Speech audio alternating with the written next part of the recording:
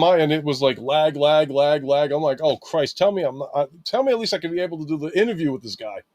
So always typical, always my end. That's the story of my life here. And yep, I'm already frozen on this screen.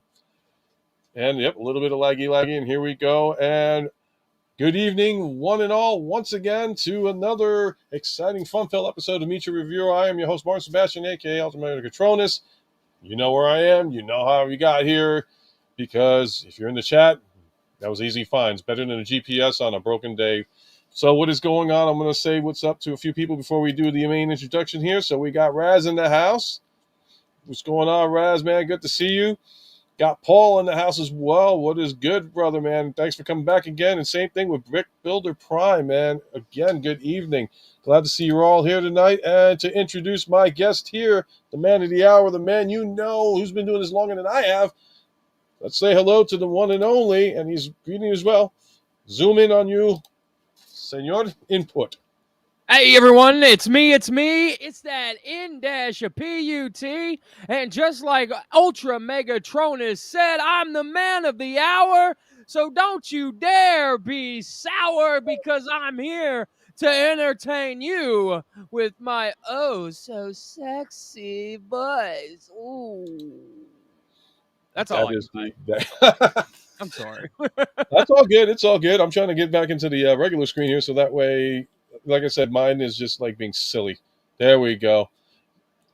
Bits of lags and all stuff. Daniel, welcome to the stream. Caldeo, what is good, man? How are you again? So how this works, folks, is it's the usual scheme. I asked the gentleman about 9 to 10 questions. You also can interject into answering asking questions as well. Whatever you feel is right. We don't do politics, so get that out of here. If you want politics, go to CNN, MSNBC, Fox, whatever. That is a whole different world. We are here to talk collectibles. Don't go to Fox. Nah, go to wherever you want to go to. Free country, free world, whatever. Politics, bye-bye here. We are here about collectibles. We're here about having fun.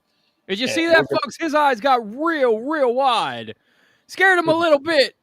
But then he realized. That's okay, because I will be the ultimate ruler. Then again, anything. Let's go into the realistics, folks. Here we go. Oracle, what is good? Hello. Welcome to the stream. Are we ready to ask some questions to this awesome gentleman here? Yeah, let's go. Cool. Let's do it. All right. So the first question, the simplest question of all, is what started your journey to collecting toys? Oh, man. Really? I'm 40 now, so my memory is not quite as good as it once was. You said old? 40? Hold my beer. Yeah. Center stage to you, my friend. I don't know, man. Like I think I've always, and I think a lot of us are kind of like in that same boat, right? Like we were collecting real young, but we didn't know what collecting was. We were just playing with toys. Yep. And I think as I got older, I ended up keeping things and kind of realized like I'm not really playing with them. I'm kind of like, collecting them. And I think I would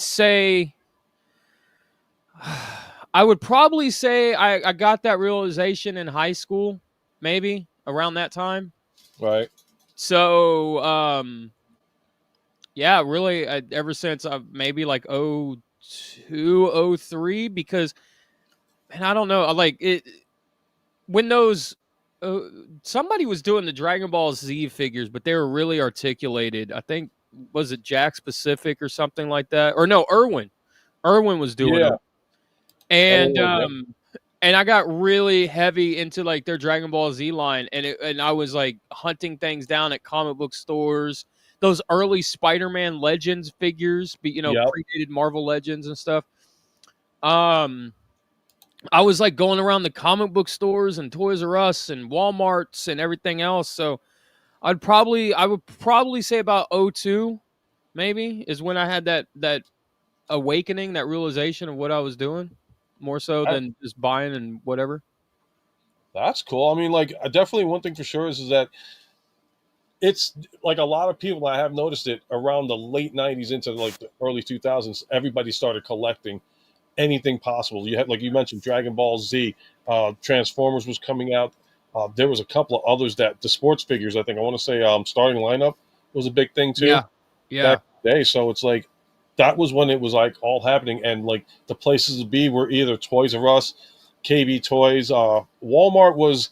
They had their toy section, but you looked at them like, okay, yeah, yeah, go ahead, play nice. You go in the corner, let the real toy stores like do their job. And unfortunately, now they are the real toy store along with Target, and I miss it. Believe me, my wife used to work at. She was assistant manager at KB Toy, and oh my god, the discount. She had 20% off on stuff. If Oh, dude, 20% off, and because they would no, I'm liquidate sorry, thirty stuff. percent off, 30% off, 10% off on games, 30% off on toys. So I'm like, Well, 30% off on toys, but then like a toy come out at like $3.99, and then they throw it in the dollar bin, so you'd be getting those old Toy Biz figures for what, 70 cents? yeah, if you're That's lucky. that's awesome, dude. It's great, except she never got those bins, and she's like, yeah, we don't have a 70-cent bin, we don't have a dollar bin, and like I got upset one day because they had an Optimus Prime figure like this. It came in like a round, like cylinder box, and I wanted it. It was like $70, no trailers, just to, it transformed.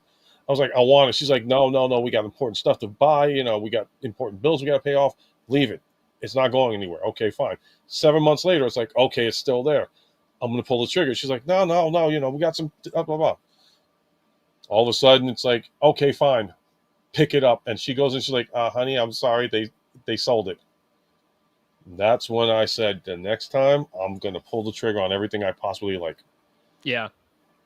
But Yeah. she's a collector too, so she loves Funko Pops, and I love everything else. Well, you like the good stuff. Yeah, we have the fun toys. We do. Yeah. She likes Funkos.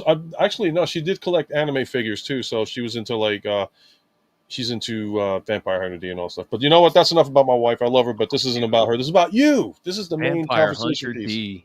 What a classic, dude. I love dude. Yeah. Oh well, here's the next question going to you, and it is: what is your top 3 favorite cartoons growing up as a kid? Oh, dude, don't do that to me. I grew up on television.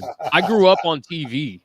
Like, I could tell you legitimately what time it was by what was on the TV, and Oh, I got it. be like 99% accurate, Um favorite cartoons growing up. I mean, If it's easier with a top 5, I'll give you top 5. well, I'm just thinking, like, what do we include in Any growing up? genre, Like, any genre you want. I'm not gonna hold you to like one specific genre. I'm talking anything out there that you like grew up watching and said this was my favorite top 3 or top okay, 5. so I would go Batman the animated series, Sweet. Spider-Man the animated series, Yep. Extreme Ghostbusters, Nice. Beast Wars, Yep. the X-Men 90s cartoon, Bobby's World, Oh wow, that's a name I haven't heard in forever. Life with Louie. Oh my god, another one. God, I'm going into like a top 10, right? Like, what am I? It's like 7 That's all or good, man. That's 8, all good. right? Like, That's all good. gosh, dude. Mummy's Alive. Fuck yeah, Mummy's Alive. Wow. That was fantastic, dude. I haven't seen that in years. Mighty Max. Mighty Mighty Max. Mighty Max was, oh, dude, that was my jam. Biker Mice from Mars. Yep. Jeez, I'm waiting for dude. I'm waiting for one particular one because it was in the same time era as Beast Wars, and I'm surprised. I should have asked this to everybody out there, but it's one that came out around the same time, and it was a very popular series. I'm gonna let you think on that one because unless you didn't like it, then it's the only thing. Well, wait, what was it? Reboot. Oh fuck yeah, Reboot was the jam, dude. Like, what is it? Was it when the game would come in, and be like, warning, incoming game, warning, and then they like all freak out. Oh, dude, that was so good. And then that was because that was at the time the equivalent of what would have been Tron. My favorite. Oh man. My favorite season of that was like season 3 or 4, when Enzo was all grown up and he was like surfing the internet and everything. Yeah. Superhuman Samurai Cyber Squad. I know it's not a cartoon, but that show, dude, that show had me as a kid, man. Oh my god! And we remember. Do you remember Silverhawks? Yes, Yeah. Silverhawks was great. Yep. Jim and Oh, the Holograms, dude. I knew Jim, so. They. Eureka's Castle. Eureka's Castle. Yep. Oh Yeah, god. there's so much, man. The Are You Afraid of the Dark? Yep. Anything that came on Snick, Roundhouse. For those of you like old enough to remember that one season of that show, Pete and Pete, dude. Pete. Yep.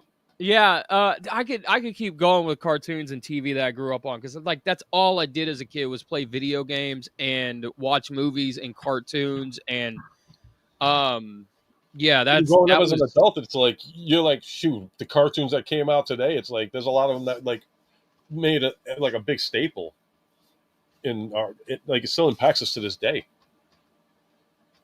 Like I don't know. For me, Beavis and Butthead was one of them. Oh, It's like Beavis and Butthead, yeah. Was it Balgus says chasing the Wheeled Warriors? Yes. yes, wow, we're Uh, going into like stuff that is like this segment of Ultra Megatronus is brought to you by AARP because if you're going to make us feel any older, this is how you do it. AARP for those seniors in your life.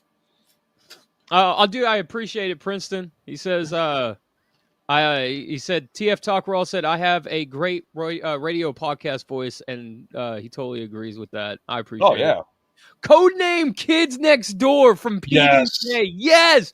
That's a whole different era. Dexter's Laboratory, Ed and yep. Eddie, Yes, Cow and Chicken, yep, Powerpuff Girls. Yes, yep. dude. That's a whole Oh different. god.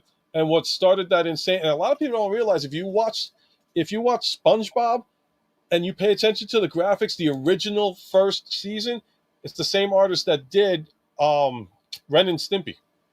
So I went down a rabbit hole the other day because I was watching Extreme Ghostbusters. They just put it out on DVD, and my excitement was like I was over the moon. I was like, "Yes, finally!" And a couple of weeks ago, I was watching it, and I was like, "This looks just like the Jumanji cartoon. This looks just like that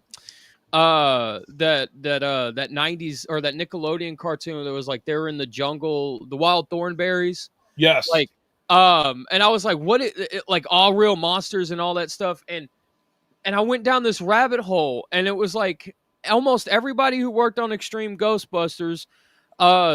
Susan Blue was the voice director of Extreme Ghostbusters, but so many of those guys came back from the real Ghostbusters and the animation studio. Was it the guys who did Rugrats?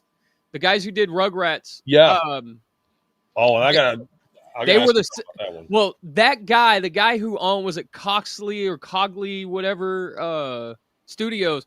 He hired everybody. Class B Cuspo, Supo.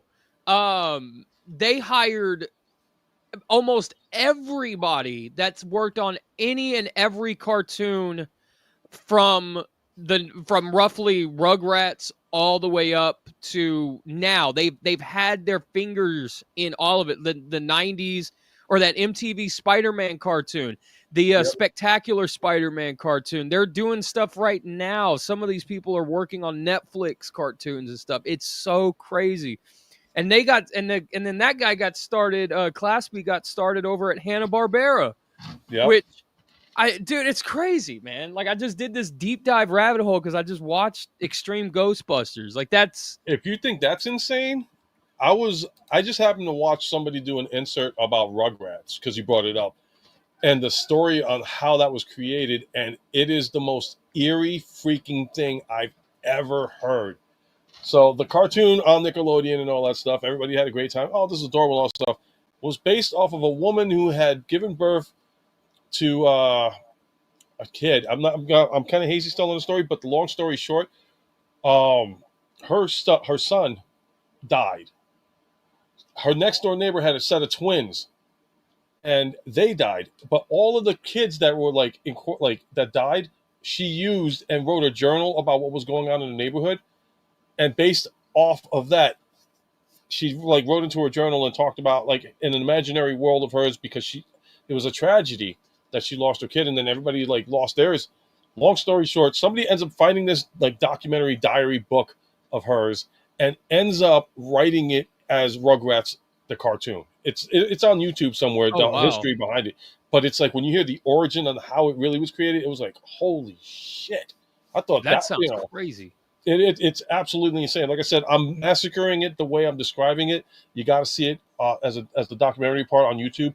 It'll blow your mind away. It's just like holy shit! I did not know that's the whole story behind Rugrats, and it just happened to be somebody at a garage sale picked up the journal and was like, "Oh, what a great story! I'll make this into a cartoon." There you go. And it's like, yeah, it was a tragic thing. So Wow. Caldeo, I'm going to throw in a question from him. He's like, input, how goes the train table sense that I brought up with you I guess last time? Oh, from when I was doing those live streams, the customizing live streams and stuff. Yeah, it's going pretty good. I got a little that Honda CRV table uh that I was kind of filming with or filming on or whatever. That's kind of set up. Um and I started putting like little trees and stuff. Got a little train track and everything going. So yeah, we're gonna see how it goes. Hey, MC DJ, what's up, man? What is going on, MC? Volusius Jace and the Wheeled Warriors TF crossover time. Holy shit. Yes, let that happen, dude. Let that happen. See what else is going on because I was like back. I had to highlight that one. And what is this? Yeah, You're more of a Keldeo. Colonel Yeah. Penn insurance in you? Me? Well, I was in the military at one time, so maybe I can get with that. I just need Shaq in the corner. Klasky, yep. Class B Season Blue Suplo, yeah. RC. That was So Steven who. I was Oh, okay. told. So I was told. Speaking of Susan Blue, I was told that she is in Friday the 13th Part 7, and Interesting. I think she's the psychic chick's therapist or something. I gotta be watching now. Yeah, that's. I gotta watch the credits or watch it, but I haven't popped it in since I was told that. I told my buddy about that rabbit hole that I just told you guys about, and he was like, "Well, funny thing about Susan Blue, she's in Friday the 13th Part 7." I was like, "What? No way." Okay. Oh, a lot of voice actors did cameos in movies. It's crazy. I mean, Raz could tell you, like somebody Yeah. Keith David, like David Keith and all that stuff. He's Yeah. one that's like, wow, gargoyles, they live. So many other people out there. Weird and Dark Thought Rugrats also had some deep moments like Tommy needing medical attention after birth. Yep, that was one Yeah. of the things, and ended up, and Tommy was an actual. All of the Rugrats are actual names of actual kids. Like I Yeah. said, you got to look it up. It's insane. All right, so let me ask the next question here. So, what motivated you to start doing your YouTube channel? Oh no! At this stage, sorry. Um, man, so my channel kind of started off. It started off as a video game news rant channel way back in like 2013, 2014 or something. Oh wow, And 10 years! Wow, about 11, yeah. maybe 10 years. Yeah. So and I was just kind of like and then got bored with that and didn't do anything with it until I think what 2018 20 yeah, I want to say 2018 or something. Mm-hmm. Um and it just kind of uh my buddy one day was like, "Dude, you love Transformers. Why don't you cuz he was like, "You're the most knowledgeable person about Transformers that I know, and why don't you should do a YouTube channel and just kind of like talk about the lore and go over things and stuff like that." Um and I didn't I like the idea of doing the YouTube channel like Transformers wise, but the lore thing for me, I was like, well, there's people out there doing that. So um I but I so I didn't do the lore thing. I just started doing reviews and stuff because I kind of thought um like I love the toys and stuff so much, and that kind of encapsulates the lore as well. So I could kind of, I guess, like explain the lore while reviewing a figure. So that's kind of I guess like not the start, but like the ending, sort of like middle point. Yeah, middle point would be better to say, right? So, Okay. um, yeah, that's pretty much it. That's it. I'm telling you one thing. I was inspired from watching all of you guys do this, and I'm like, you know what? Sounds like it's pretty fun. A lot of people do it for like certain reasons, and I've talked to many and many a reviewer and all that stuff. Raz, of course, being one of them. And like a lot of people were like, at first their motivation is, oh, I can make money off this. Cool, I'm going to do it. And then it's like, now you start to see the reality of like, okay, I got to actually put work into it, and the timing and the material and the dedication. It's like, wow. And I said to myself, I am not doing that shit. I am going to go make a channel that's fun. Everybody hangs out and, just kick back and relax. No shame in what we collect, and no shame about what we talk about when collecting, Right. and be happy with life itself, because we only got one life, and Yeah. we might as well just enjoy it as best as we possibly could. What is going on, Ghost Max? Saving us up again. And Raz says Susan Blue is the mother who dies in Friday the 13th, part 6. Okay. Yeah. I have to look into it, man, because that kind of blew my mind that she was even in a Friday the 13th movie. So, Oh yeah, and he started off like the angry nerd like channel. no, actually, it wasn't. So it wasn't like angry or anything like that. Like, but I wouldn't say like rant. Like, you can rant and not be angry, Yeah. and that's kind of what it was. It was like I wasn't angry, but I was kind of voicing like my concerns or ranting about why GameStop, because I was working at GameStop for the second time at that time, and why GameStop has like these stupid policies and this and that, and um or like at one point in time Walmart was supposed to be buying used games, and I made a video about why that's good for the used game market because it's competition for GameStop, stuff like that. Yeah. So yeah, that was pretty much what it was. Wasn't me like being angry about it or nothing. Oh man, it's a shame though. Now we're like losing physical copies of games and going more towards the digital way, and it's like, Yeah, it's unfortunate. So, all right. And Jason, what is up? How are you, buddy? what's up, Jason? Caldeo says this is why I want my eventual YouTube channel to be a side hobby, and Yeah. that's exactly right. Like it should unless you somehow are able to make money off of it to actually live comfortably, then there's really no point in it ever being more than just a hobby. So, Yeah.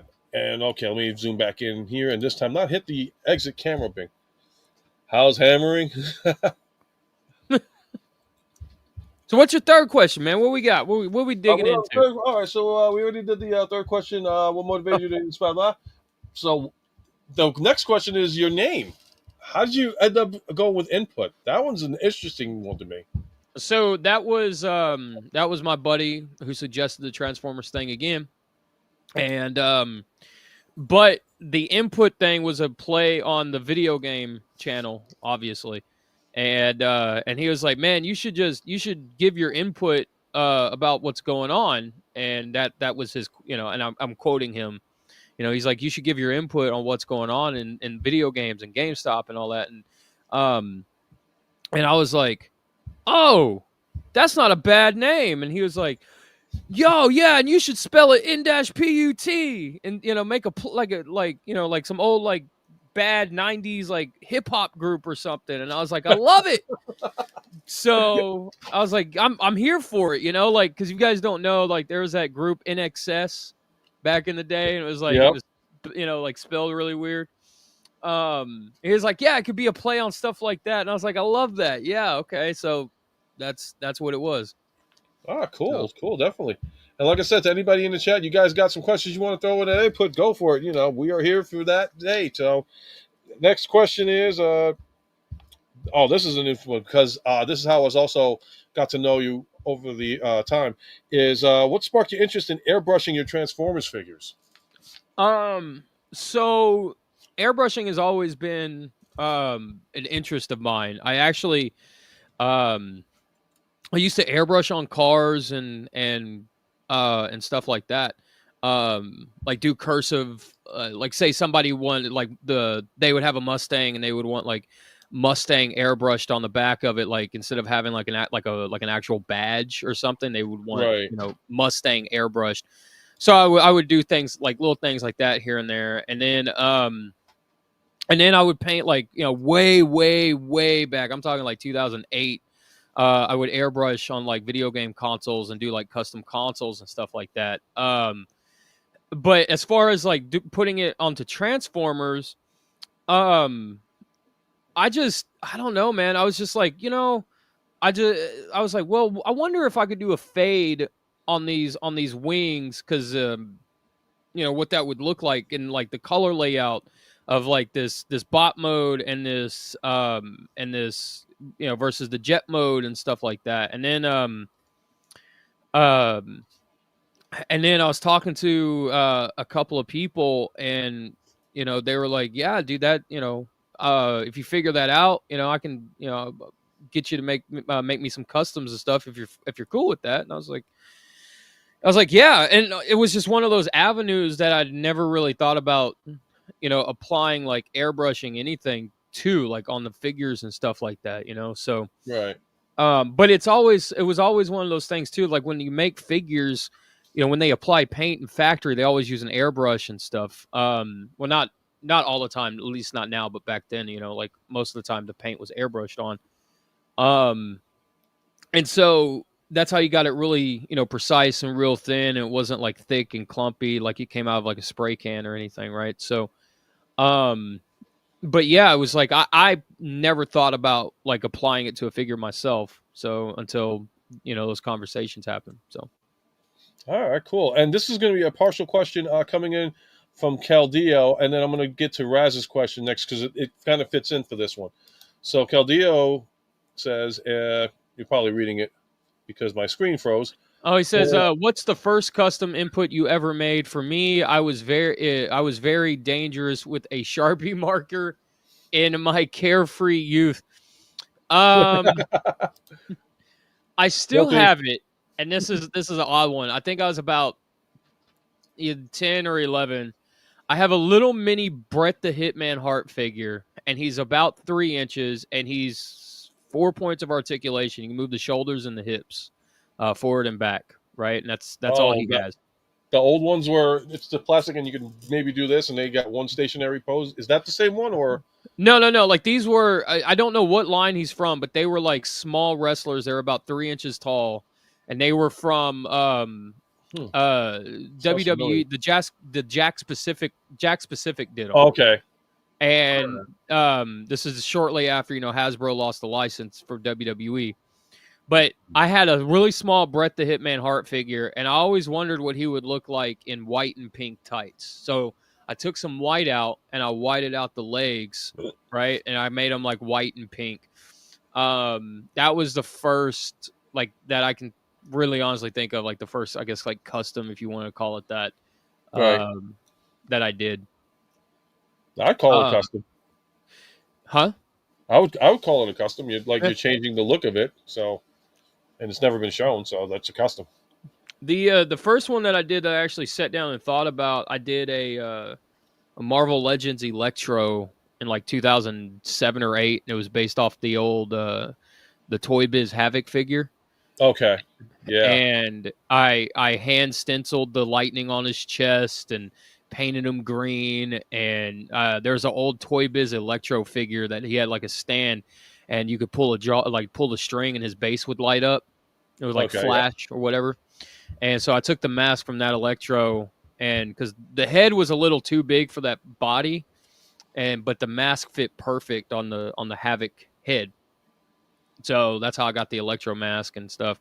That was like the first one I ever sat down and thought about doing and planned it out and stuff. So it's fun when like growing up and you're like just deciding to say, you know, I wonder what this would look like, because they'll never make it. And it's like, instead of mom and dad going out and getting another figure, you're just like, you know what, I might as well do it now. And if I like it, it's permanent. And if I don't like it, well, shit, it's still permanent. Right. It's like no choice. And then Raz is going to ask, when's the next stop motion? Because it's been a while. Well, the last one I did was that Batman one. Okay. I'm I do have I feel like I say this about all my stop motions, right? But like I do have plans to continue them. Um the next one I probably do will probably be uh the continuation of that Batman one. Um Yeah. it's just, man, it's time consuming. It's like super time consuming. And that last Batman one that I did was filmed at 30 frames a second. Wow. And I had to and some of them I used like I call it cheat animation, where like you double up on frames and stuff like that. Right. So but yeah, that one was, like I said, 30 frames a second, and that took me, I think it was what, like 6 minutes or something, right? That took me Yeah. like a month and a half, because I built the set and everything else too. So Wow. um but going forward, I'll probably end up building all my sets for stop motions instead of using the green screen thing. But yeah, I can't give a definite answer. So the only definite answer I can give is, like, and I know this sounds kind of like douchebaggery or whatever, but like, it happens when it happens, I guess, just because of like the time that it takes. And I hate, like I said, that sounds like such a pompous dickhead, right? Like, it No. happens when it happens, bro. Like, No, because life intervenes and you've got a schedule yeah. you've got to do, and your life comes before everybody else's. So it's like, hey, I appreciate you watching, but I got to go on my pace. And if you're getting paid for it, that's a whole different story. If you're not getting paid for it and you're doing this because you love it, then you know what? That's when it's going to get done. The end. Well, I mean, like I said, I don't mean it to sound like, but that's like the, lack of a better phrase here, I guess, Yeah, makes me. But I'll be the yeah. douchebag for that one then. I love your ass. And then, oh yeah, I do remember this too, because I remember you had the one for the shit storm. Yeah, so I made that for Bobby as like a thank you for doing the old podcast and stuff. And I was listening to his podcast he does with like Uncle Dolphin and a couple of other people. And they were talking about reaching out to Make Toys to do a custom seeker. And I am, my memory of the episode, what they said, was a little foggy, but basically, long story short, they were gonna want to call him Shitstorm, and they decided not to. I think because they needed like 10,000 units to be produced, and upfront costs and stuff. It was like really going to be really expensive, and so they backed out of it. And as a thank you for doing the old show, I made them that Shitstorm, and yeah, it's very, very tongue in cheek, obviously, like the design and stuff. But yeah, but that was one of the fun ones that I made, because I was asking Oracle, like, I was like, dude, do you think it'd be funny if like I painted his crotch yellow? And Oracle would be like, why? And I was like, because his name's Shitstorm. It looked like he peed himself, and stuff like that, right? Like, and then like the most beautiful thing happened. I used to post my customs up on Reddit, right? And if you go back to the Shitstorm review that I did, Right. in the description, there is his entire backstory. And I posted the figure on Reddit. Somebody came up with that backstory, and it's like 3 paragraphs, 4 paragraphs, something like that. It is long, and I was absolutely blown away by it. And I was like, dude, that is his story, So I was Hey, like, with every beautiful. artist comes a writer, so you got the best of both worlds. You created it, they wrote it. There you go. Shitstorm's in the freaking house. That is awesome. That is an awesome freaking story. And Jason's like, "What's your opinion on buying more than one of the same figure?" I think, we all collect in our own ways, right? And if you're one of those like collectors that buy a figure to keep it boxed, and you buy another one to open and mess around with, then I mean, there's nothing wrong with that. I don't think there's anything really wrong with that at all. I think in the case of combiners, sometimes I think it can kind of actually work out really well because you could get like say Minosaur, right? You can Right. have Minosaur standing like like Minosaur, like the combiner, and then you can have all of the the Stunticons down at his feet as in their vehicle mode, like they're driving away. You could have like this kind of like posteretic type of thing as a display and stuff. And I think that that's pretty cool. It just depends, like I said, depends on how you collect and how you display and stuff like that. I don't see a problem with it. Yeah, I agree with you on that completely. I mean, like, how many freaking like I don't know. It's weird. It's kind of like you buy one thing and it's like, okay, and this is your favorite character, but then somebody does another iteration, and then it's like another iteration, another one. And you're like, holy Jesus Christ! Next thing you know, you got 500 of them. You're like, how the hell did I get that much? Yeah, I do think though there is like a danger. It's kind of in that same vein, right? Where like Yeah. where you kind of like Ultra Magnus. I'll use him as an example, right? Like you oh, I have to have it because it's Ultra Magnus. You know, Yep. you kind of get into like I kind of feel like maybe that can be dangerous because it kind of falls into like are you buying it, not saying it's like a mental health issue or whatever, but it kind of it becomes dangerous because are you buying it because you want it or because it's a character that you like, you know what I'm saying, like Or even the worst part is, and this is true, and I don't care what anybody says. I think it's is the truth behind it all. It's either like you said, the first two statements, and then the third one is because somebody else has it, and you got to keep up with them. oh yeah, that plays, that's part of that too, yeah, 100%. Because it's like this certain characters I look at, I was like, okay, I got them. And prime example, Optimus Prime that has the incorporation with oh Christ, I can't even remember anything anymore. Oh Christ, I apologize. But Orion packs, the combiner one too. When you Yeah, see it in boxes, like okay, somebody's like, oh wow, that's awesome, and then like, oh, you advertise it, and then you buy it, you're like, okay, cool, but then you don't take it out of the box, and then if you do take it out of the box, you're like, why do I really have this? This is useless. right. But then they come out with Nemesis Prime. You're like, oh, I gotta have it because I gotta have something with Optimus, and then it just becomes that whole big rabbit hole, like you said before too. Right. And Danny's in the house. What's up, Danny girl? Double D. uh Princeton says do you do you ever use toy hacks for customizing? Yeah, I do.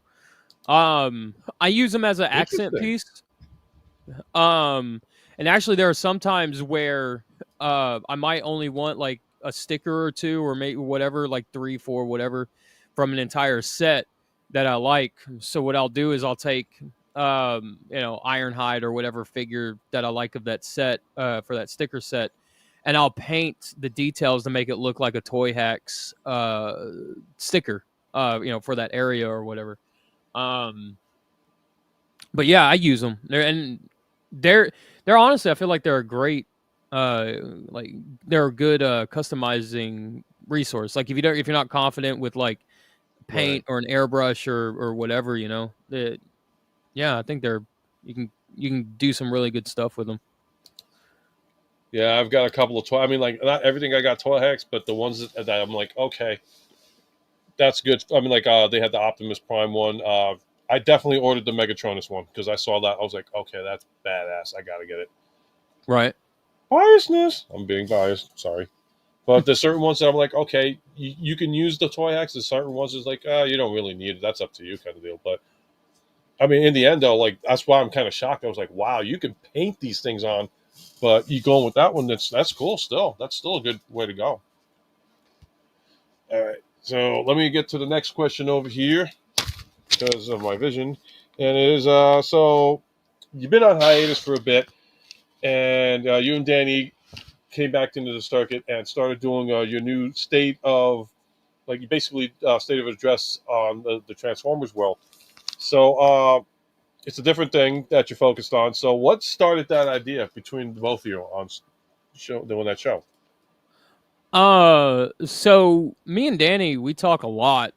Um Oracle Oracle calls her, she's like basically that's your sister pretty much. And we were just talking one day, and we had been talking about doing something new or whatever for a while, and uh we were just talking one day, and uh I don't remember exactly what the conversation was, but she was like, "Man, we gotta take this online. We gotta talk about this. Like we gotta talk about this live." Um, and that became the first episode of the State of the Transformers Fandom podcast. So, um, that's pretty much it. And I know Danny's got some other things in the works too, for like her own little podcast thing, without me, Yeah, I mean, like that's a great segment you guys come up with, and I know like you have them on Mondays or Tuesdays depending on what your schedules are. And like right. if anybody here hasn't checked out that segment yet, definitely check it out. It's great talks. It's great insights on everything going on in the world of Transformers and in the business realm as well. So I highly recommend checking out that stream. Always look for it when they announce it. You can see the announcements on YouTube as well as Toy Collecting Universal Group or whatever sites you can get your hands on. Definitely check out the stream. It's worth it. All right, Raz has got one for you. Who's your favorite voice actor? Oh, dude, don't do that to me now. That's Raz. I didn't have nothing to do with that. That's god dang, man.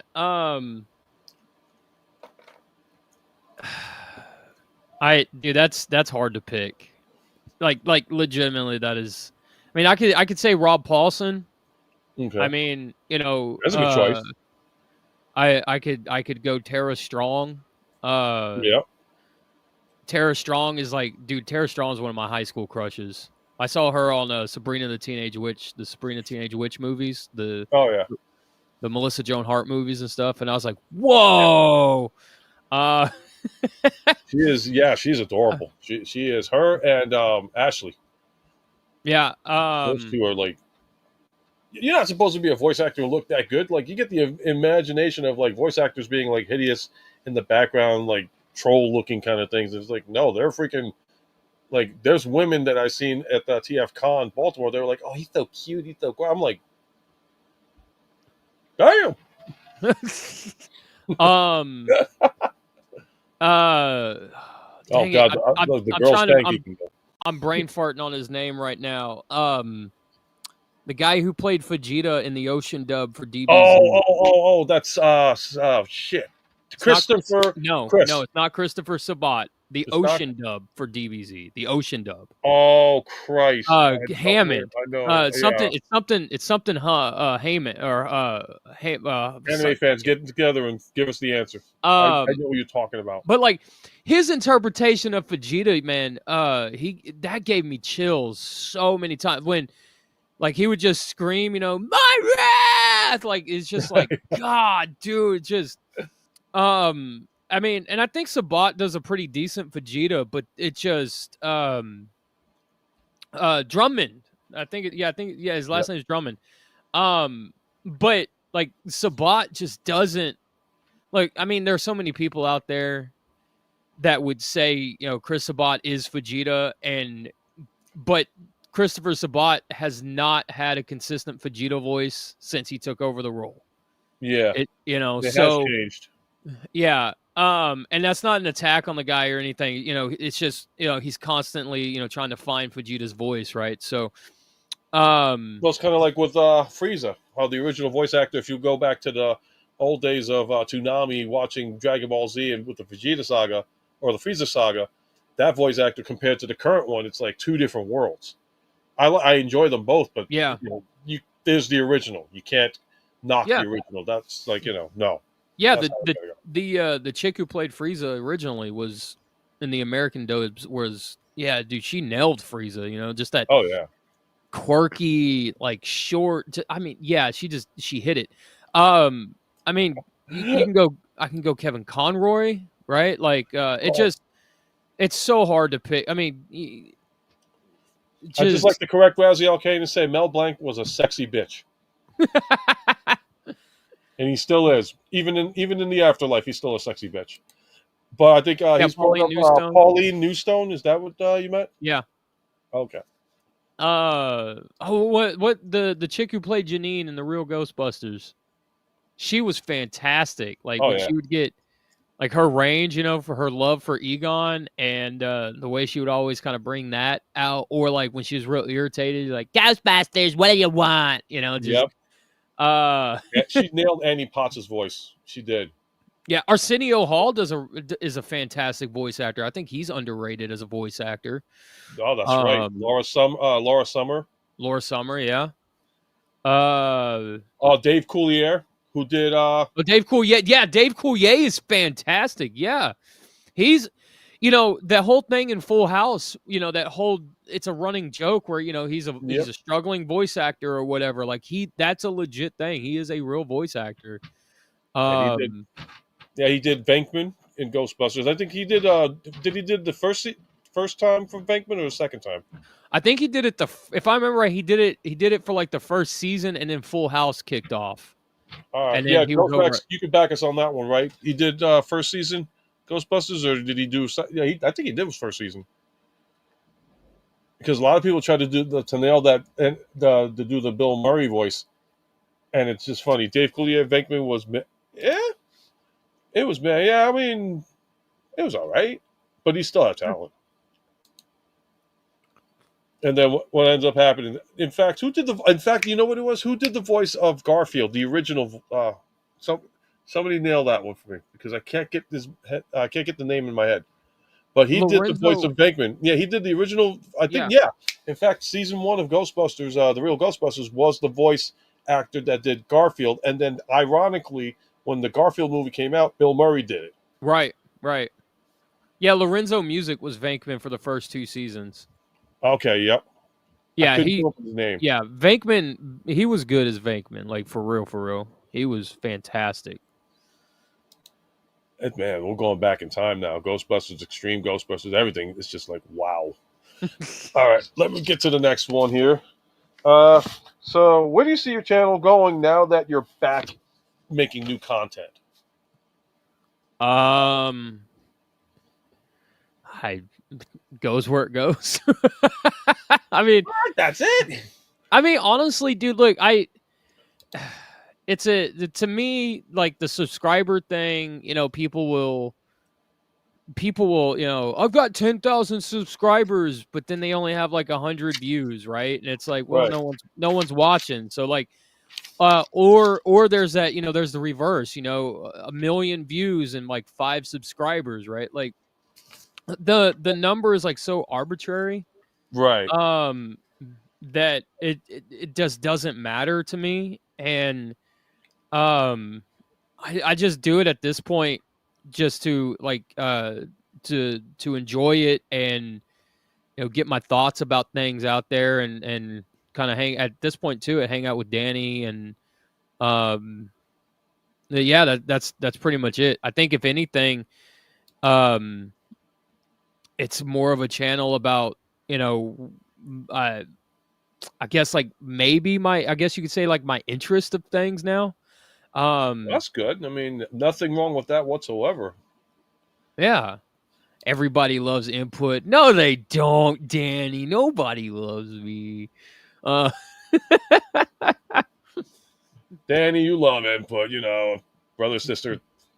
It's always good to have that kind of relationship. It's always fun. I don't have any sisters, and Danny's I did the interview with her like a while back and all that. It's like I told her, so it's like I just happened to pop on your channel. I saw you talking to a couple of people, and then I saw your backstory. I was like, oh shoot, she's more interesting than I thought. She's a cool person to talk to. yeah, Danny's fantastic, man. Yeah, this poor girl got to suffer through us though. That's my Spanish coming out. When Lorenzo Music was fired, Laura Summer quit the show in solidarity. Susie took over as Janine. And she was okay. Yeah, she was okay. Yeah. Okay, now you're getting paid to say these things. That's all good. The check's in the mail. Yeah, I sent her one this morning. Yep. I sent it this afternoon. $500 Canadian. She's Right. like, you asshole. Throw shit at me. All right, so we're going to get to the final two questions here. Like I said, if anybody else wants to throw some questions in, keep them clean, keep them respectable, and it can be about anything. Go for it. And because that's what it's about. Like everybody getting the no input here. So, all right. Oh, this is a tough one. Maybe, maybe not. It's like a one question, two parts. What is your favorite collectible figure? And the second one is your favorite animated series of all time. Favorite collectible figure, like as in like my favorite figure Anything that I that have you, in my collection. yeah, like something you picked up and said, you know what, I can't stop putting this down. This is my all-time favorite out of everything. It could be any line, not just like Transformers and anything. And I'm gonna So, put the spotlight on you that one. man, dude, I don't know. I don't really honestly know how to answer that question. Uh, I wanted, I guess like more modern for that, right? I'll give like a more modern figure for that answer. Okay, Um, the Mafex Bane, the Nightfall Batman Bane. Um, nice. That's a nice one. I wanted that figure since it came out, and and I finally got him. What, about 2 months ago or something, and yeah, for my birthday, it was one of my birthday gifts to myself, and and I was just like, dude, I can't put him. He's fantastic. Um, the Mafex Carnage is the same way too. Like I finally got my hands on him, and he's fantastic too. I it's the McFarlane Man Bat figure. I found Okay, him at a Target on clearance, and I paid like $8, $10 for him, and nice. he's just big and chonky and mean and monstrous, and I love it. Um, yeah, like I said, I just there's so many that are like over the years and stuff that I still have and I still love that that's hard for me to answer that particular question. Okay, that's fair enough. The favorite anime or animated show, what was it? What was the It could question? be a favorite animated series. It could be anything from American to Japan to Nova Scotia. Anything that caught your eye that you're like, all right, this is my favorite of all time. So I guess that would be like multiple answers too. But If you had to pick one, dude, that's the okay. Oh, you know what? Okay, I'll concede and pick one. I will pick the one that got me interested in animation as a medium. Not okay, as like, oh, I like cartoons, it's animated, blah blah blah, but as like I want to figure out how this works. Like I want to go beyond like I want to know how it works. I want to know how it gets created. I want to understand what frames are, and frame by frame, and all this stuff, right? Like I want to understand how animation works, not just know what it is. right. And that was the first Ghost in the Shell movie. Like, and it Wow, was a yeah, specific wow. and it was a specific scene where Major Motoko, she jumps off the rooftop or whatever, and she lands in the water, right? And then like the Right, water kind of splashes up, and then she starts tripping the guys or whatever, fighting them and stuff. Like that was so cinematically filmed that it was like watching like a Hollywood movie, the way it was filmed, like directed, and the camera angles and all that stuff, that it was just like, holy crap, you can do this in a cartoon.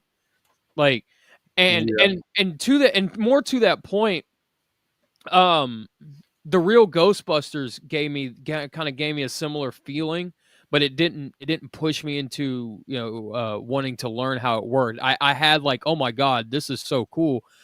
That the real Ghostbusters was animated what, in Japan, and it had like Japanese and Korean animators working on the animation and stuff, right? So like Um, so you get like very cool concepts, but still kind of very Americanized animation, if that makes sense. It's kind of like a blend, but it's very Right. smooth and it's very like directed like Hollywood type of movie stuff, right? Um, but yeah, that gave me a similar feeling. Akira gave me a very similar feeling, but it wasn't until Ghost in the Shell where I was like, I have to figure out how this works. Like I was so mesmerized by that, those the first like 20 minutes. Like the whole movie mesmerized me, but like Yeah, that is one of the like all-time classic animes out there that was brought to America. And like yeah, you said, Akira as well. And it's weird because like Akira for me is kind of like what was I was talking about this earlier before the movie with Harrison Ford, the sci-fi movie. I Blade Runner. tried. Thank you, Blade Runner. It's just I've tried watching it for 35 to 40 years later. I finally actually got from beginning to end through that movie because all the other times it's just like it's a great movie, so many different versions of it, and I'll give credit where credit is due. It's just something just didn't attract me to it. But Akira did the same thing for me in a sense. But Ghost in the Shell was like pioneering in things that were like, wow, graphics are insane. Yeah, yeah. And then, Uh, I'm sorry. Princeton says, I wonder if we will ever get a Robeson input. Someday, you never know. And I'd sign off then, on that. and Jason's like, are you looking forward to or have a favorite of any of the new age of the primes and studio series figures? Wait, bring it back up. I mean, Oh, sorry. Yeah, let me do that says, again. sorry, I was reading it as you were saying it, and it didn't like the question didn't click. Are you looking forward to or have a favorite of any of the New Age primes and Studio Series figures? Um, I think all of the primes themselves, what they've shown so far, look really cool. The who is that? Prima Prime. Yeah, Yeah. The only problem I have with Prima Prime is like the skirt. But I do like it that it is articulated and stuff. yeah, Um, I would love to see somebody do an upgrade kit for that skirt where it's got like multiple joints and so it can kind of look like it's flowing, right? yeah, I agree. Um, but I don't have a problem with that figure at all. It's just like I said, just like an idea to have it flow or whatever. I think that would be really cool. I think it would, Um, I think you would definitely like Solus, but it's flimsy too. It's one of those figures that you love it, but at the same time you're like you got your complaints. If you know right. what I'm talking about. Yeah, yeah. Um, so I think the Prime figures look pretty good. I think that Red Alert figure, even though he's still missing the Minicon, I Yep. think that Red Alert figure looks really good, really on point. Um, uh, I'm just trying to think. Like, I would say I'm really curious on what they do with all this stuff going forward at this point because uh, they those Hot Wheel transformers, the ones that Mhm. Hasbro are doing that actually transform. I think those look freaking awesome. Um, but uh, yeah, so I'm because I was saying that at the end of all this, or like 2 weeks before they announced all this, it was like Hasbro should just, like their design team should just kind of give everything to Takara or really let Takara take the reins in leading a lot of these designs and stuff because the Hasbro design team just kind of seems like they just don't have a grasp on it, and their proportions are usually out of whack and stuff. And like that vortex looks fantastic, right? Yes. Um, and they started showing off a lot of the later Age of the Prime stuff, and I was like, okay, Hasbro design team, this is where y'all need to stay, right? Like we're starting to see what you guys can actually do, and that's where you're gonna have to stay. Like you can't go backwards, right? So No, you can't. But they do somehow find a way of going backwards and basically yeah. impacting all the collector fans and just doing it. All right. So, Ghost Max, we're gonna get this over with. What is your favorite pizza topping? Supreme. Different. Interesting. That's my I like. favorite kind of pizza. That's what I order every time I order a pizza. I order a Supreme with no mushrooms. That's it. Oh, okay. Respect. Yep. Respect for that one. And Yep. Caldeo's like, he's saying, I am going to be making custom mini cons. I mean, it's getting to that point where if you got a 3D printer, you might as well, because Yeah. it can be done.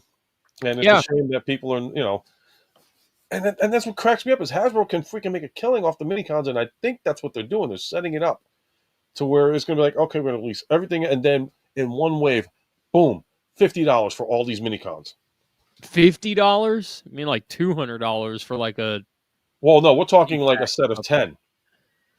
Oh, like they Well, did with like they did at that Target pack or whatever. right, exactly. I think Micro that's what they're Masters. going to do. Yeah. They're going to nail it like that for everybody, and it's going to piss the world off. And the sad part is they're still going to freaking do it. Everybody's going to still buy it because they got to compete. Okay, Happy, what's going on, brother? And he's asking you your favorite Conehead Seeker. Ramjet. Sweet. Is pizza sauce? Pizza sauce is good on pineapple dip. That's a new one. I'll try that. Oh yeah. And Princeton says, "Come on now." Anchovies and mushrooms. In the words of Michelangelo, if you put anchovies on this pizza, you're in big trouble, dude. Oh my God, that is classic statement, Michelangelo. I got a few figures. I don't need to go straight to my customization bucket. They go. Oh, sick. Okay.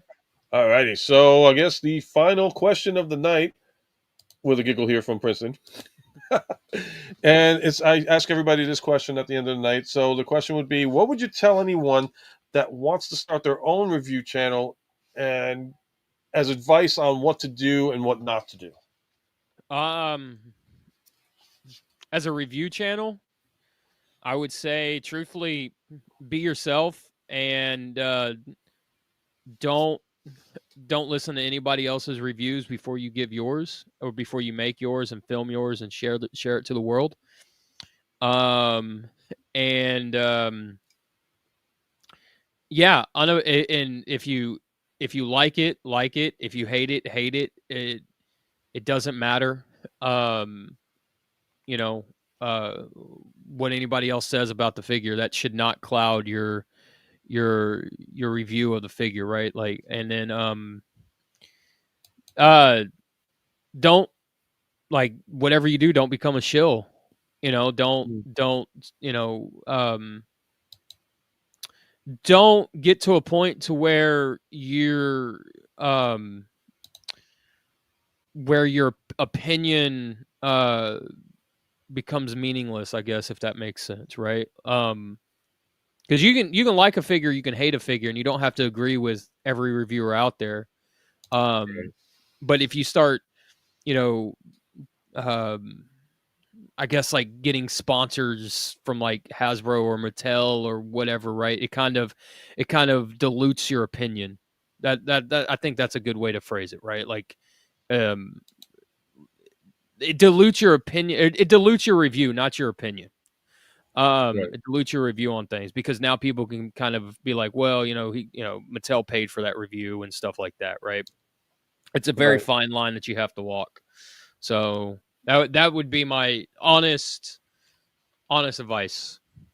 So There's one question that I just thought of, and this is for everybody in the chat because I know there's a lot of people in here that are reviewers and they do channels and all stuff. And I'll ask this: do you feel that doing what we do, with our channels, even though different topics, do you feel it's therapeutic in escaping everything that's going on in life in general? I'm not talking just politics. I'm talking about stress in general. Do you feel, and you guys can answer too in the chat, do you feel that this is the perfect way to escape, or do you feel this is more of a catalyst towards getting more hassled in, everything that goes on? What do you think about that? I think it can be a step into both directions, truthfully. That's it can I feel like it can start off, first of all, if you're on the internet, you have to have tough skin to begin with. Yeah. Um like, that's the utmost advice I'll give to anybody if you're going to start any kind of channel. Um you either got to have tough skin or roll with the punches, or not look at comments in like an angry fashion because you can't read context, you know? You can only hear it.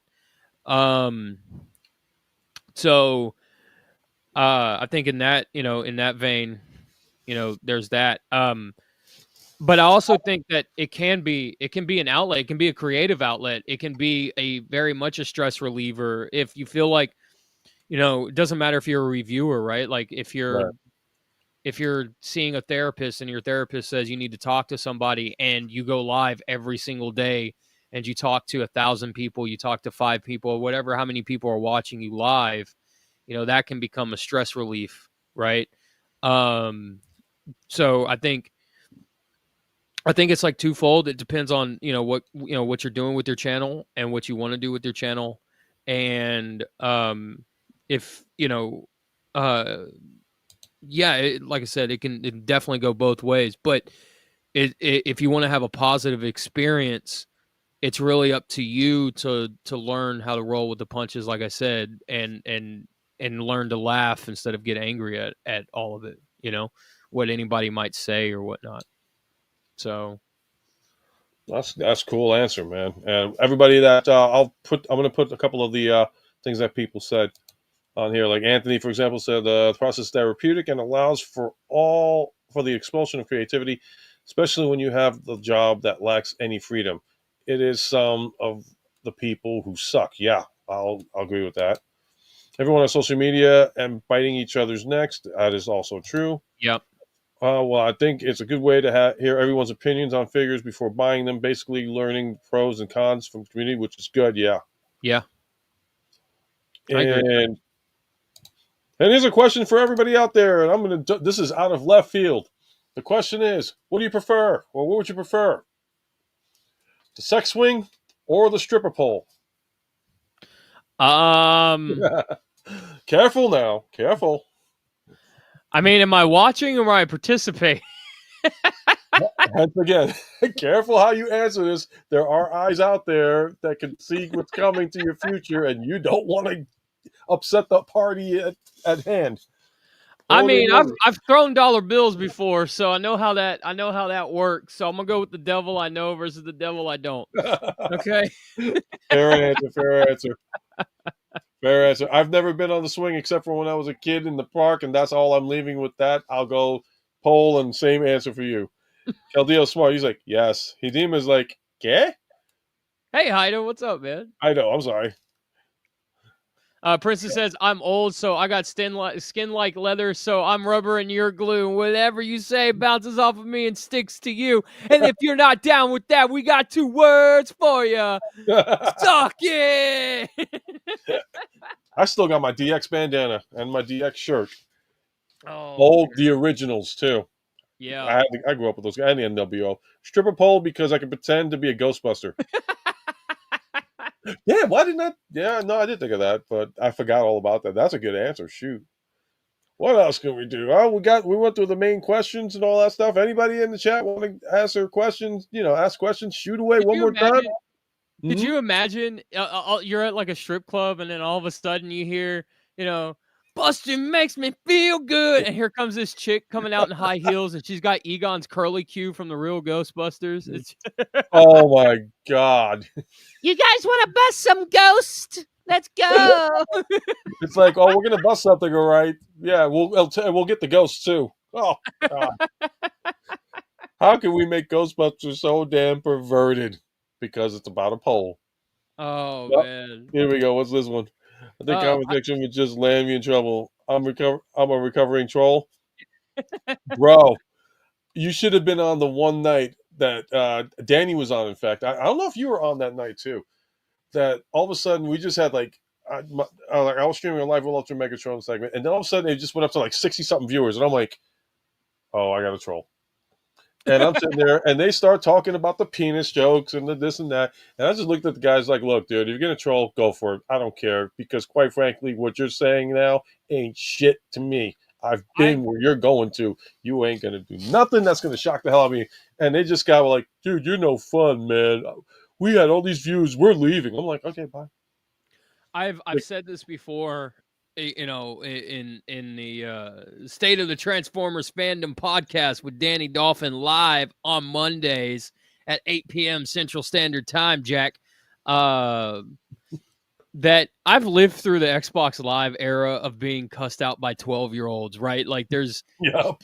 there's not there's not much that you could say to me that like, and even back then I used to laugh at it, because it was just Yep. like just the stuff that would come out of this high pitched, like, you're sitting there playing like Dead or Alive 4, I killed your mom, or whatever. Just like, It's like she's not even alive, man. What are you talking about? oh, Yep. dude. The era of the angelic music with freaking toxic comments. God, I Right. miss Halo. I miss Halo 2 so much. That was my fucking favorite game of all time. I mean, we used to play Counter Strike. What is it? Was it CS Go, CS Source, or whatever it was way back when? And Yep. we used to all scream at each other like Arnold Schwarzenegger, and like we would all jump into a room together, and then like some rando people would join in the room or whatever, and we would all just sit there like and just run around, and people would be like, "What? Shut up!" Shit, now I think about it. I think I might have been in one of those freaking games. I remember, I do remember a freaking. I was like, oh, no, no, no, no. If you happen to be in the one where all of a sudden the guy started talking like Stallone, Oh, just dude, out I of don't random. remember. I don't. That was Oh, like just 20 to years go. ago. I So remember yeah. there was a game chat. I forgot what game it was, but I think it was Counter Strike. I'm not too sure. But all I know is everybody was talking like, I don't know. I started talking like Stallone, like,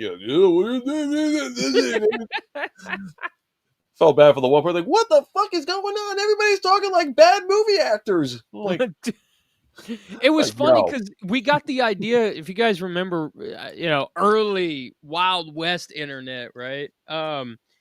There was that Duke Nukem soundboard where that guy was playing the soundboard, and this chick was like, it was like some like group call or whatever, oh yeah, over like Xbox Live or whatever. And she was getting so upset. If you guys don't know what I'm talking about, look up the Duke Nukem soundboard phone call. It's hilarious. But we got the idea from that, and we were just like, oh man, what could we do? And it was just like, that was it. We all just just freaking 30 minutes, like 8 of us at the same time playing Counter Strike. Just most obnoxious thing. oh my god! Like kids today, they play all these games like freaking what is it, Fortnite and League of Legends. They will never ever get the same feeling that we got growing up and playing these games on Xbox Live or PlayStation. And it was a whole different vibe, whole different era. Toxicity today couldn't hold a candle to the toxicity back in the day. The only I difference wouldn't is a like. lot of things are offensive today. Well, the toxicity back then was very tongue in cheek too. Yeah. Like you had your people. Don't get me wrong, that like meant nothing but ill will. But like there was so much that was just like red versus blue. Yep. You know. Um. You couldn't get away with that today's era, especially with Donut. It's Yeah. no Oh way. yeah. Sergeant Donut Simmons. Yeah. Yep. Yeah. It was Oh. great. It was a great era. It was just like nobody cared, everybody offended, and they came back the next day for more. Today, Right. it's like Right. now today, if you go online, it's like you barely get one person to say hi, how you doing. Right. It's sad. It's like the communication's done with, it's over with, and man, that's sad to say that I miss toxicity in that level. Like today's Toxicity. toxicity sucks. Toxicity back in the day, freaking awesome. It's like you can not, it's like you're playing online, whether it be freaking. Oh wait, Rooster Teeth. Yep, it was. Rooster Teeth was awesome. I mean, we had a sense of, I think we had a better sense of humor because, like I said, we had like you can't read context, right? Like you Yep. can't uh or not context uh content or whatever, right? You can't make it like you can't tell if someone's angry or happy or sad or whatever in a comment, right? You can't tell. Yeah. So, but like back then, I think we had a better grasp on being able to read that stuff. I think. Um, Yeah. I think the most serious one that came up on a live chat on Xbox for me, and it became like a dark room, and I'm like, dude, this better not be a freaking joke. Somebody was talking about like, you know what? This is probably my final game. I'm just gonna end my life and all that stuff. And it just like dropped. And I was like, dude, here's the deal. I'm no therapist. You need to get help. I'm gonna play. You want to die in Halo, and then beat me the next game. And Right. then after that, they were like, "What are you saying? You don't think I could kick your ass?" I'm like, "Dude, you're gonna die, so you might as well go the whole 9 yards Uh, with me." And it was like everybody's like, "Dude, you fucking crazy? What are you saying that shit for?" I'm like, "Look, I'm not a therapist. I'm playing Halo. I'm freaking gonna go. If he's gonna go, if he's gonna die, he should die killing me in this game. Go out with a bang. Go out the right way." damn, that's dark. That's too dark for this. That's too dark for this show. Let's Well, end this. Let's moral end of the this shit story on a was happy note. what moral of the story was is the guy was like, "Damn." He tried to be like one of those trolls being toxic, and it's like, dude, on a serious note, man, enjoy life, be happy, Yeah. and that's what we all should be doing right now, being happy. So, Rooster Teeth, yep, toxicity, yep, and then people don't have communication skills anymore unless it's an echo chamber, yep. And then what was the other one? Me and buddies always joke in high school. They would call me cracker, and I would say, "Give me some." Oh God, I know that. There you go. Oh my God. See, this is the fun part of it, man. It's like have fun making fun of each other, but do it in a way that, it's like shit, you know what? This is what it's like in real life. Right. And what is it? Skeletor lips.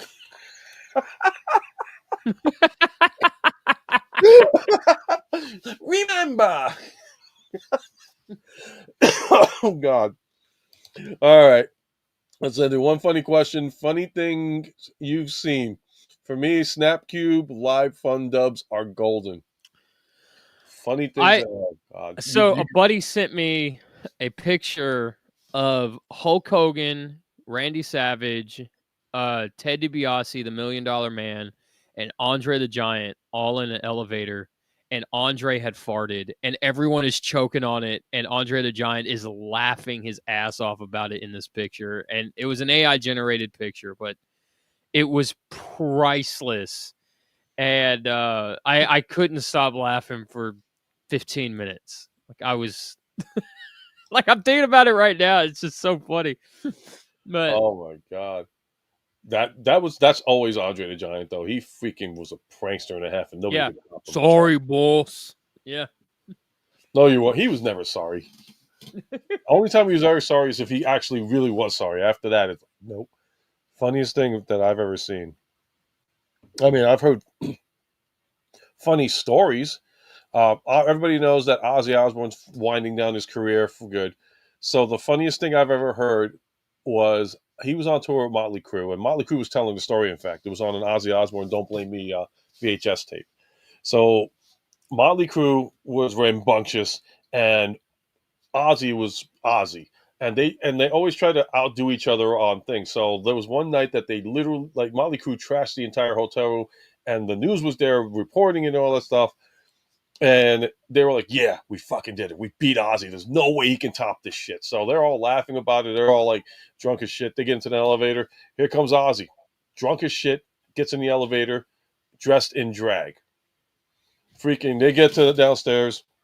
Goes outside to the lobby. Looks around. News cameras around. Motley Crue's like, "What the fuck?" Ozzy whips up this dress, freaking butt naked. He's like, "Let's get fucking crazy!" And Motley Crue's like, "Fuck." Oh, oh. You don't fuck with the master. You don't fuck with the master. Alrighty. So, I want to thank everybody for joining in on the chat and bringing up all these questions and stuff. Definitely had a great time doing this. I'd like to thank my guest Input for coming out and taking time to hang out with me and answer questions on my end as well. I hope you had a great time. And again, you can always catch us once a month on the Meet Your Reviewer segments. But again, special thanks for Input taking the time to come out, hang out, and like shoot the wind with everything that's going on. Brought up some stuff. Oh my God. Brought back some memories on some things I did too. So with that being said, Input, you want to do your outro? I'll let it go to solo for you. I guess I can say that this was me. It was me. It was in dash PUT. And I hope you had some fun hanging out with Ultra Megatronus and me. And I will see you guys next video, live stream, whatever the case may be. And don't forget to check out the State of the Transformers Fandom podcast every Monday night over on my channel and Danny Dolphin's channel at 8 p.m. Central Standard Time. And if you don't know what time that is in your time zone, that's okay. Just click the notify me button and you'll be A-okay. Awesome. Thank you for telling us that. And thank you again for coming on the stream. And I keep forgetting I got a notification button. That's why I only get my one viewer. But that's okay. It's all good. We got a lot of people in today. And even still, man, input, you're the man. And thank you again for coming on. It was a blast having you on. Everybody in chat, thank you again for coming on. And my outro is the same as always been. You're never too old to feel too young. And when it comes to collecting anything in life, collect life experiences itself. Take care. Have a great night. Be safe. Enjoy the week if you're on break from Easter break or something like that. If not, enjoy the rest of the week. Stay awesome. And I always mess this up. I don't know why. But take care. And I did it again. Take care. Part 3. I'll get it right someday. Probably not, though.